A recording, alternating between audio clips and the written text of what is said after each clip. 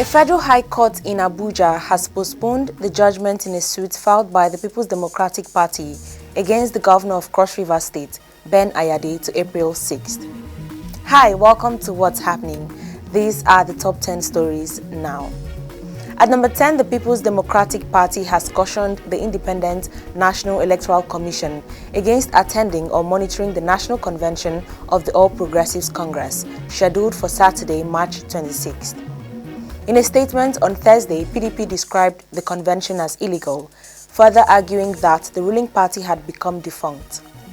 The statement said, INEC, being a government agency set up by law that also draws from the budgetary allocation of the country with respect to superintending over electoral processes and management of political parties, can only superintend over and monitor bodies over which it has the mandate to supervise.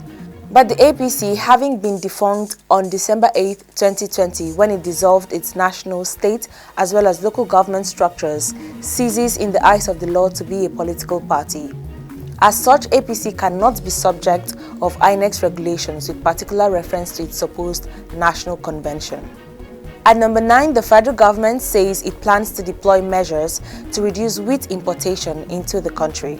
The Minister of Science, Technology and Innovation, Dr. Obonaya Onu, who made the recommendation at the closing ceremony of the 20th meeting of the National Council on Science, Technology and Innovation on Friday in Abuja, said Nigeria can make a substantial amount of savings through the reduction of import.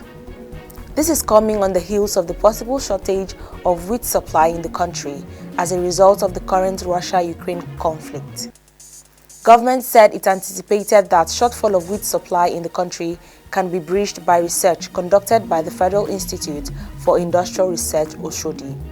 At number 8, the All Progressives Congress has announced that the unity list for its national convention on Saturday, March 26th, would be out before the end of Friday. The chairman of the APC National Convention, Media and Publicity Subcommittee and Governor of Nasarawa State, Abdullahi Sule, said this while addressing a pre-convention conference on Friday in Abuja. He also confirmed that some geopolitical zones have already agreed on the list, which will be put together on Friday. At number 7, the Enugu State Command of the Nigerian Correctional Service on Friday debunked a report that its officers were smuggling Indian hemp and alcohol into its custodial centers.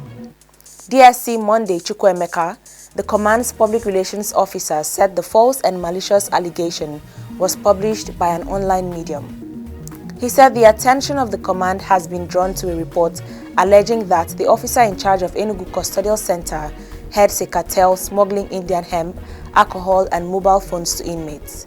The report is false, malicious and unpatriotic. He added that the fabricated falsehood by the online publication that 3 trucks of prohibited items were taken into the center on March 14, 2022, showed the mischief of the author. At number 6, the detained leader of the indigenous people of Biafra, Mazin Namdi Kanu, has filed a fresh suit at the Federal High Court sitting in Umuahia, Abia State, seeking the enforcement of his fundamental human rights violated by the federal government following his rendition from Kenya in June 2021. Kanu's lawyer, Aloy Ejimako, who filed the suit on his behalf, made this known in a press release on Friday. The suit seeks an order of the court to declare that the arrest of the applicant in Kenya by the respondent's agents without due process of law is arbitrary, and the respondent's enforced disappearance of the applicant for 8 days and their refusal to produce the applicant before a Kenyan court for the purpose of applicant's extradition is illegal, unlawful, unconstitutional, and amounts to infringement of the applicant's fundamental right against arbitrary arrest, to his personal liberty and to fair hearing, as enshrined and guaranteed under the pertinent provisions of CFRN and the Charter. Respondents to the suit include the federal government, the President of the Federal Republic of Nigeria, and the Attorney General of the Federation. At number 5, the Nigerian Army has disclosed that troops of Operation Hadinkai have successfully overrun and captured the stronghold of the Islamic State of West Africa Province terrorists at Ukaba, Kamzairo in Sambisa Forest. The Director of Defense Media Operations, Major General Bernard Onyoko, made this known in a statement on Friday, adding that the troops also seized weapons from the terrorists. Onyeko said the feat was achieved on Thursday in a special operation codenamed Operation Desert Sanity. According to the defense spokesman, the capture of the terrorist stronghold of Kamzairo was a major setback for the terrorists. At number 4, a federal high court in Abuja has dismissed the $418 million Paris Club debt suit filed by governors of the 36 states against the federal government. Justice Iyan Ekwo, in a judgment on Friday, dismissed the suit for lacking in merit. Ekwo held that the 36 states attorneys general who instituted the suit had no local standing to file the matter. The court had on November 5, 2021 restrained the federal government from deducting monies accruing to the 36 states from the federation account to settle $418 million judgment debt in relation to Paris Club refund pending the determination of the substantive suit. At number 3, the National Association of Nigerian Students on Friday ordered students to occupy the streets of Abuja with their cooking pots, mattresses and other personal effects to protest the strike embarked upon by the Academic Staff Union of Universities. NAN's president, Sunday Asefon, gave the order in a letter to zonal coordinators of the union. The letter was titled Urgent Notice of Important Commencement of Mobilization and dated March 25, 2022. ASU extended its strike by 2 months on March 14th after its 4-week warning strike expired. At number 2, the Supreme Court of Nigeria has upheld the deregistration of 22 political parties carried out by the Independent National Electoral Commission. The 22 parties were among the 74 scrapped in 2020 by INEC following their miserable performances in the previous general elections.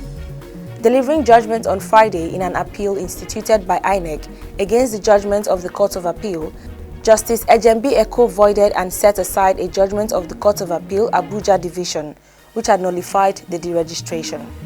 Finally, at number 1, a federal high court in Abuja has postponed the judgment in a suit filed by the People's Democratic Party against the governor of Cross River State, Ben Ayade, to April 6th. Recall that Justice Taiwo had fixed March 23rd for the judgment.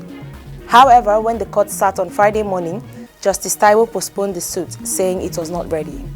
The PDP, through its counsel, Emmanuel Okala, had filed the suit marked FHC/ABJ/CS/975/2021 before Justice Taiwo to seek an order sacking Ayade and his deputy over their defection to the All Progressives Congress, among others.